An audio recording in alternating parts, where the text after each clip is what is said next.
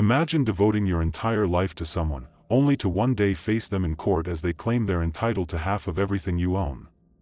And what if that person was your spouse of 22 years? I built your life. I deserve half of everything. Those words were still ringing in my ears as I sat in that courthouse parking lot, gripping the steering wheel of my Ford pickup. 22 years of marriage, and my wife just told a judge she was entitled to $10.4 million of my money, half my construction company, and the ranch my grandfather homesteaded back in 1956. My name is Rowan Calder. I'm 51 years old, and I just watched the woman I married turn into someone I didn't recognize. But let me back up and tell you how this whole mess started, because it didn't happen overnight. Please sit next to me and listen, I promise I won't bore you.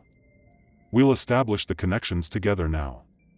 We met in college when I was working construction summers to pay for engineering classes.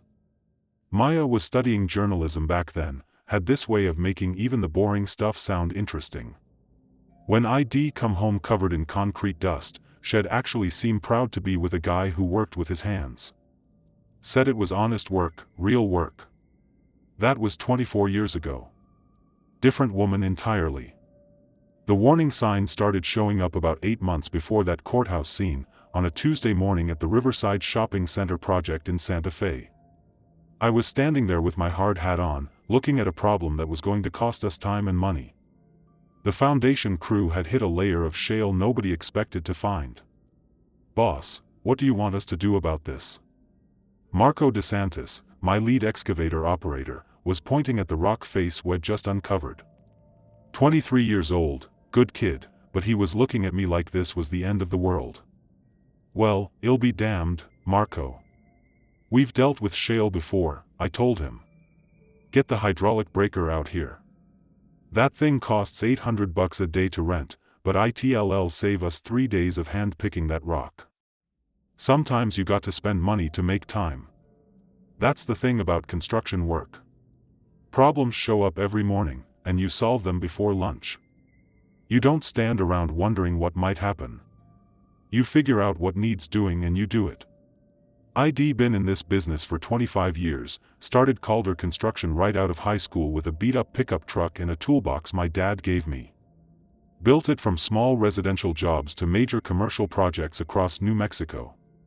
We had 45 employees now, doing about $18 million in revenue each year. Not bad for a kid who grew up fixing fence on a cattle ranch outside Ruidoso. The crew got back to work, and that's when my phone rang. "Maya. Rowan, I was thinking we should update our insurance policies," she said. "You know, make sure everything's covered properly." "What brought this on?" "I just want to make sure we're protected." "How much depreciation do you claim on those excavators anyway?" Now, in 22 years of marriage, Maya had never once asked about equipment depreciation. She knew I made good money, spent it freely enough, but business details had always bored her to tears. She used to change the subject whenever I talked about work. "About $40,000 a year per machine," I told her. "Why? And how many do you own outright?" 6. "Maya, what's this really about?" "I'm just trying to understand your work better. You never really explain the financial side." Something in her voice didn't sit right with me, but I had a job site to run. "Well, talk about it tonight," I said and hung up. That evening, I got home around 7 after a 12-hour day. Maya was in the kitchen, making dinner like always, but she had a notepad next to her on the counter. In all our years together, Maya had never taken notes about anything I said. "What's with the notes?" I asked. "Oh, I'm just trying to understand your work better. You never really talk about the details." She started asking questions. "How many active projects did we have? What was the total equipment worth? How much did we keep in the business accounts?" For a woman who'd spent 2 decades saying construction talk put her to sleep, she sure was curious all of a sudden. "Since when are you interested in excavators and profit margins?" I asked. "I've been married to you for 22 years, Rowan. Maybe it's time I understood what you actually do all day." But it wasn't curiosity in her voice. It was calculation. Like she was studying for a test I didn't know she was taking. Friday night was poker night. Same group every week for the past 10 years, Mark DeSantis, my foreman who'd been with me for 18 years, Graham Tolliver, who'd been my banker since college, and Rex Donnelly, who sold me most of my heavy equipment. We played at Graham's place, nothing fancy, just $5 buy-in and plenty of talk about work, wives, and whatever was going on. Maya's been asking a lot of questions about the business lately, I mentioned while Mark was dealing. Financial stuff. Equipment values, things like that. What kind of questions? Graham asked. He had that careful tone bankers use when they're trying not to say something they're thinking. Detailed stuff. Depreciation schedules, account balances. Things she's never cared about before. Mark looked up from his cards. Rowan, when my ex started asking about the equipment values, I thought she was finally taking interest in the business. 6 months later, her lawyer knew more about my assets than my accountant did. Come on, Mark. Not everything's about your divorce. I'm just saying, brother. When a wife starts asking about money she never cared about before, sometimes there's a reason. And it ain't usually a good one. Graham put his cards down. You want me to take a look at how your accounts are set up? Just to make sure everything's structured right? Structured for what? Protection. You've built a good business, Rowan. Worth protecting from whatever might come down the road. I won that hand but couldn't focus on the next 3. Kept thinking about Maya's questions and Mark's warning. Maybe I was being paranoid, but 25 years in construction teaches you to pay attention when something doesn't feel solid. The following week, I came home early from the job site. ID left behind a stack of blueprints I desperately needed for a client meeting the next morning. It was supposed to be a quick stop, grab the papers, head back out. But instead, I walked straight into the kind of moment that makes your stomach twist and your skin crawl. I pushed open the door to my home office, expecting silence. Instead, there was Maya. Standing right in front of my filing cabinet. My cabinet. She wasn't just rifling through the folders, she had her phone in her hand, snapping photos. Click. Click. Click. Each sound was like a hammer on my chest. What are you doing? I asked. She spun around like a thief caught in the act, eyes wide, her body tense. I was looking for our tax documents. I thought ID organized them better. Tax documents? In my filing cabinet? I stared at her, trying to keep my voice calm. The tax documents are in the safe, Maya. They've always been in the safe. Her face shifted, just slightly, into that look I'd come to recognize over the years, the one she used whenever she wanted to make me feel like I was being unreasonable. Don't be so paranoid, Rowan, she said, brushing past me. I'm trying to help. But let me tell you something, this wasn't help. Not even close. Because I knew what those folders contained.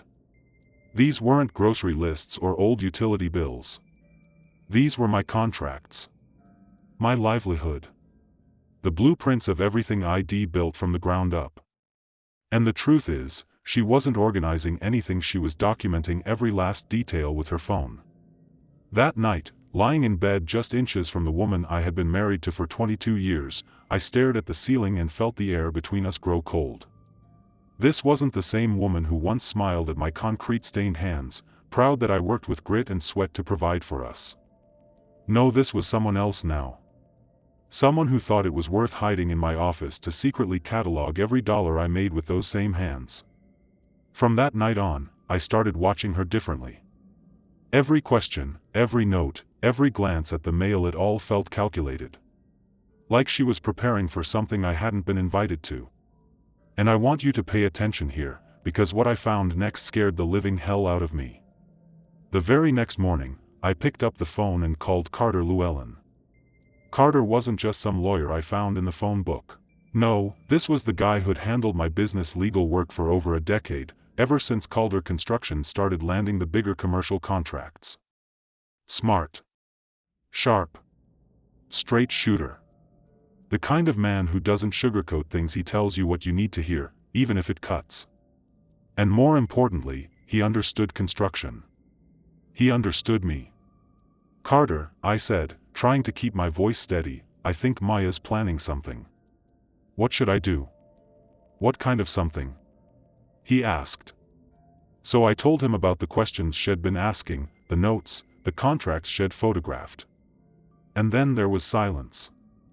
A long, heavy silence on the other end of the line. Finally, Carter said, "Rowan, how long before Maya could file and freeze everything?" That word freeze hit me like a bucket of ice water. "What do you mean, freeze everything?" He didn't hesitate.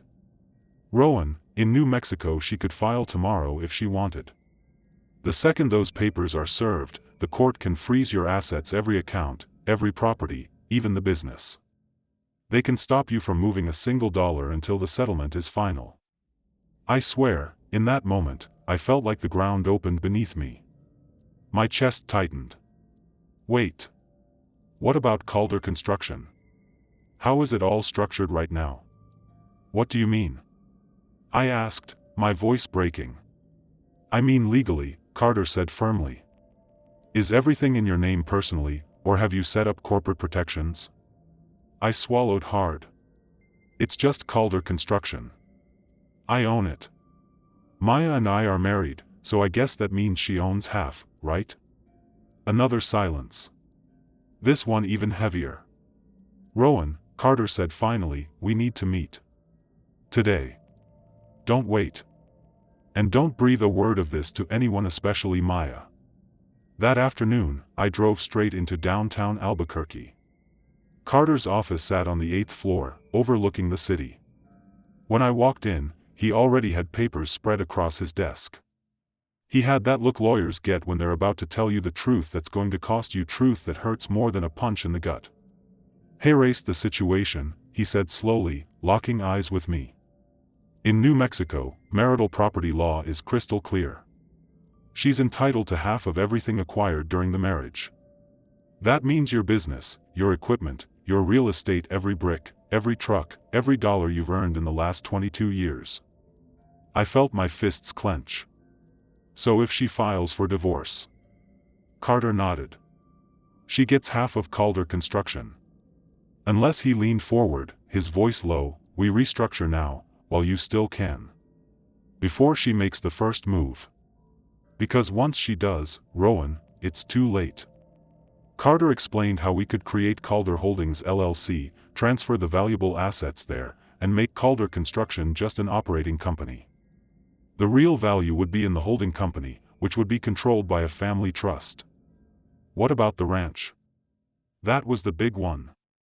The 160 acres outside Ruidoso that my grandfather had homesteaded in 1956. Dad taught me to drive on the old ranch road when I was 12.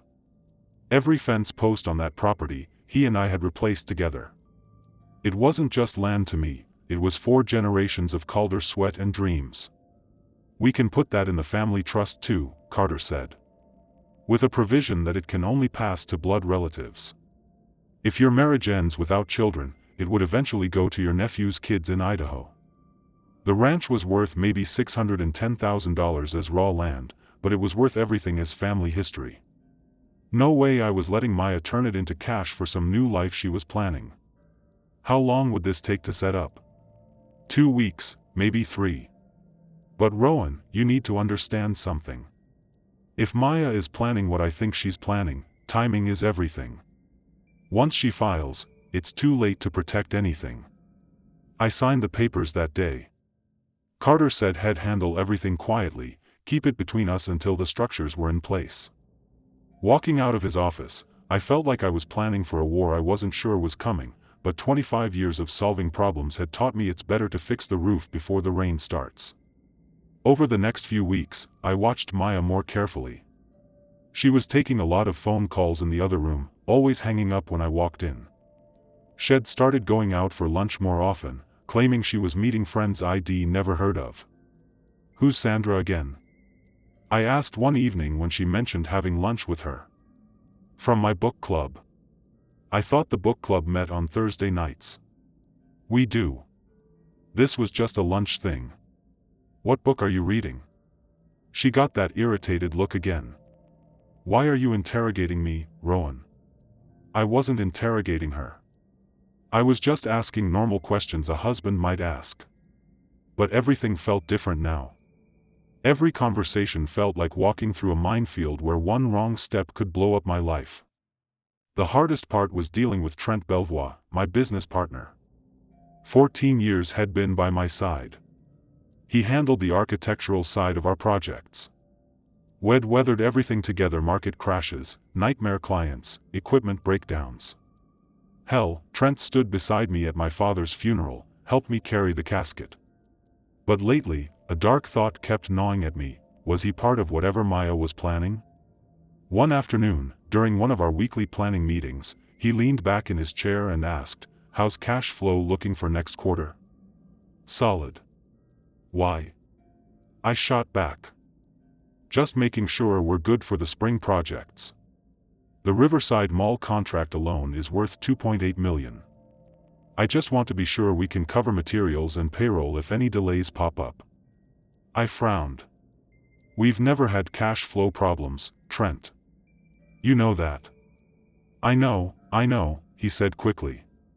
"Just being careful. With interest rates going up, banks are tightening on construction loans. Now here's the thing, you need to understand this." Trent had access to most of our financial records as a partner, but worrying about cash flow? That was never his territory. That was my responsibility. His job was to draw buildings and make sure they stayed standing. But something about this didn't sit right. And then I noticed the late nights. Had been staying at the office long after everyone else went home. One evening, I drove back to grab some blueprints I'd forgotten, and there it was, his truck still in the parking lot. It was 8:30 at night. I unlocked the back door quietly, stepped inside, and froze when I heard his voice through the office door. He was on the phone. "Yeah, the equipment valuations are all in the files I showed you," he was saying. "The real money's in the long-term contracts and the client relationships. Once we get the client list and the bonding capacity, we can undercut him on every future bid." My blood turned cold. I didn't move. I just stood there, listening. Then came the part that cut deep. "No, he doesn't suspect a thing. Rowan trusts people too much. Always has. That's his weakness." There was a pause, then he laughed. "Don't worry about it. Once this is over, we'll have everything we need to launch our own operation. Better than Calder Construction ever was." I slipped out as quietly as I'd come in, my heart pounding, hands shaking on the wheel as I drove home. Trent Belvoir, my partner of 14 years, the man who helped carry my father's casket, was planning to steal my company. And from the sound of it, he wasn't planning it alone. When I walked in the door, Maya was sitting on the couch watching television. Calm as ever. She asked about my day, offered me dinner, like nothing was wrong. But I couldn't look at her the same way anymore. Now I was wondering if Trent had been talking to her. Now I finally understood why she'd been so interested in client contracts and equipment values. That night, lying in bed beside the woman I'd been married to for 22 years, I realized something bone deep: I didn't know her anymore. I didn't know what she was planning, or who she was planning it with. But I did know one thing for certain: whatever was coming, I'd be ready. The next morning, I called Carter Llewellyn again. "Those legal structures we discussed," I said. "How fast can you make them happen? I can have everything filed by Friday." "Why?" "Because I think we're running out of time." I needed to know exactly what I was dealing with, so I called Noah Salcedo. Carter had recommended her, former police detective who'd gone private, specialized in financial fraud cases. The kind of person who could find out things you didn't want found. "Mr. Calder, you'll need about 3 weeks to give you a complete picture," she told me during our first meeting. "But based on what you've described, I'd say you're smart to be asking questions." When spouses start building cases this carefully, they've usually been thinking about it a lot longer than you realize. While Noah did her work, I kept my routine normal. Up at 5:30, coffee and the news, then off to whatever job site needed attention that day. But now I was paying attention to everything differently. Every phone call Maya took in the other room, every time she left the house for one of her mysterious lunches, every question Trent asked about the business. The hardest part was acting normal around Trent. We'd been partners for 14 years. We used to go hunting every fall, talking about business plans while waiting for elk. He was at my dad's funeral, helped me carry the casket. And here he was, planning to steal everything my father had worked for. Some betrayals cut deeper because of the history behind them. 3 weeks later, Noah called. "Mr. Calder, can you meet me at my office this afternoon? We need to talk, and you're not going to like what I found." Her office was in a strip mall between a tax preparation place and a sandwich shop. Nothing fancy, just a desk, filing cabinets, and a computer. But the look on her face told me she'd found exactly what I'd hired her to find. "Your wife has been planning this divorce for 14 months, she said. I found evidence of consultations with 3 different attorneys, 2 different private investigators, and a forensic accountant who specializes in business valuations. 14 months? The earliest consultation was in March of last year. She's been building a case against you since before your father passed away." That hit me like a sledgehammer to the chest. My dad had died in January, and I'd spent months dealing with grief and settling his estate. While I was handling funeral arrangements and transferring the ranch into my name, Maya had been planning to take it all away. The woman who'd held my hand at Dad's graveside was already calculating how to steal his legacy. "There's more," Noah continued. "Your wife has been having an affair with Trent Belvoir for 10 months. She slid a folder across the desk. Hotel receipts, restaurant bills, photographs of them together at places where they thought nobody would recognize them. Looking at that picture of them laughing over dinner at some restaurant in El Paso, I realized they weren't just planning to take my business. They were celebrating it. Trent's been providing her with confidential business information," Noah said. "Financial statements, client contracts, equipment valuations, future project projections. Everything she'd need to build a divorce case. Your wife photographed your business insurance policies. She knows exactly what equipment can be liquidated and what it's worth." I sat there staring at the photographs, my hands shaking so hard I couldn't hold the coffee cup steady. My wife and my business partner, planning my destruction while I was home thinking we were working through normal marriage problems. "I followed them to 3 different hotels over 2 months, Noah continued. "Trent always paid cash, but he used his credit card for the restaurants afterward. Sloppy. They're planning to start a competing business after the divorce is finalized. Your wife gets the money from the settlement, Trent provides the architectural services and client relationships he's developed while working for you. Can we prove Trent violated his partnership agreement?" I asked. "Absolutely.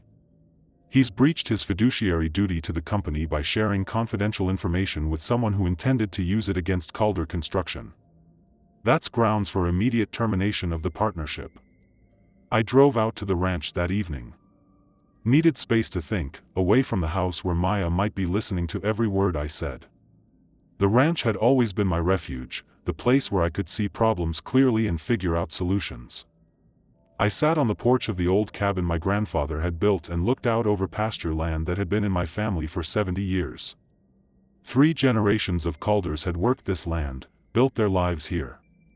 My grandfather had cleared the original 40 acres by hand, using a team of horses and sheer determination. Dad had expanded it to 160, adding the cattle operation that kept us going through the lean construction years when I was starting out. Now my wife and business partner thought they could take it away and use it to fund their new life together. That's when I made my decision. I called Carter from the ranch. "Carter, they want to take everything. Let's give them exactly what they're asking for." "What do you mean?" "I mean when Maya files for divorce, I'm going to agree to all her demands. Whatever she asks for, she gets." There was a long pause. "Rowan, what if this backfires? If something goes wrong with the legal structures, you could lose everything anyway." "Carter, doing nothing guarantees I lose everything. This way, I control the outcome. I explained my thinking. Maya and Trent had spent over a year building their case based on incomplete information. They knew what Calder Construction looked like from the outside, but they didn't know about the new corporate structure. They thought I owned everything directly, but most of the valuable assets now belong to Calder Holdings LLC and the Calder Family Trust. Maya thinks she's playing chess, but she's only seen half the board. Time to show her the pieces she doesn't know exist. When the judge awards her half of Calder Construction, I told Carter, she's going to discover that Calder Construction doesn't own much of anything anymore. The equipment, the client contracts, the real estate, it's all been transferred to entities she has no legal claim on. And the ranch? Family trust. Can only be inherited by blood relatives. I don't have the legal authority to give it to her even if I wanted to. That land stays Calder land, period. The day Maya finally filed, I was ready. Carter called me at 9 in the morning. She filed the petition. You'll be served this afternoon. Good, I said. Let's get to work. When the process server showed up at my office with the envelope, I signed for it calmly, carried it into Carter's office, and opened it. As expected, Maya was demanding half of Calder Construction, half our bank accounts, the ranch, spousal support of $22,000 a month, and a cash settlement of $1.05 million. Carter looked at me. Rowan, this is aggressive. Are you sure you want to go through with the plan? I'm sure, I told him. File our response, we agree to all demands. The look on his face was priceless. All of them? Every last one. 2 weeks later, we stood in front of Judge Patrice Moreno in the district courthouse of Albuquerque. Maya was dressed like she was attending a fashion show, designer suit, diamond necklace, hairstyled like she was already celebrating. Trent sat behind her, pretending to be a supportive friend, but I saw the way he avoided my eyes. Judge Moreno looked over the documents. Mr. Calder, do you understand that by agreeing to these terms, you are giving your wife 50% of Calder Construction, half your liquid assets, and permanent claim to the ranch? Yes, Your Honor. I understand.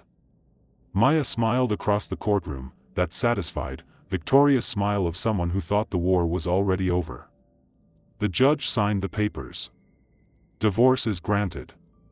Assets will be divided per the settlement agreement. Carter handed Maya's attorney the documents finalizing everything. Maya stood and hugged Trent in plain view of the court. It was the first time they'd dropped the pretense. They walked out together like they'd already won. I stayed behind, shaking Carter's hand. Now, I said, we wait. Because I knew what was coming. It didn't take long.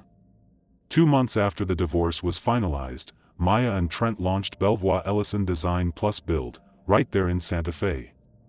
They took out ads bragging about their experience, their combined 25 years in the industry, their commitment to quality. They moved into an office across town and started calling my clients, offering to do jobs cheaper. What they didn't know was that Calder Construction no longer owned the equipment, or the long-term client contracts, or the bonding capacity. All of that had been moved into Calder Holdings LLC before the divorce was filed. What they were trying to compete against was an empty shell. 3 months in, I got a call from one of my longest-standing clients. Rowan, we got approached by that new outfit. They promised to do the warehouse expansion for 20% less than your bid. Problem is, they couldn't provide bonding. Said they were still setting it up. Thought you should know. I thanked him, hung up, and smiled for the first time in months. The trap was closing. 6 weeks later, Belvoir Ellison Design Plus Build collapsed. Couldn't make payroll, couldn't secure loans, couldn't deliver on the contracts they'd promised. My lawyer filed suit for breach of fiduciary duty against Trent, using the very documents Noah had uncovered. The court awarded Calder Construction damages of $2.4 million, money I didn't even need, but it sent the message loud and clear. As for Maya, she'd burned through her cash settlement in record time. Designer clothes, a new condo in downtown El Paso, vacations, you name it. Within a year, she was back in court, this time suing Trent for fraud. I was sitting on the porch of the ranch house when Carter called with the news. Looks like your ex and your ex-partner are suing each other. Divorce court round 2. I laughed harder than I had in a long time. Guess they finally realized greed doesn't build much of a foundation. The ranch was safe.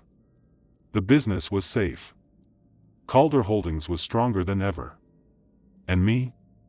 I finally understood what my dad meant when he used to say, "Son, trust is built like a house, takes years to raise it, but only one storm to knock it down. So build it strong, and never let anyone else hold the blueprints." What I learned: legacy isn't money, it's what you protect.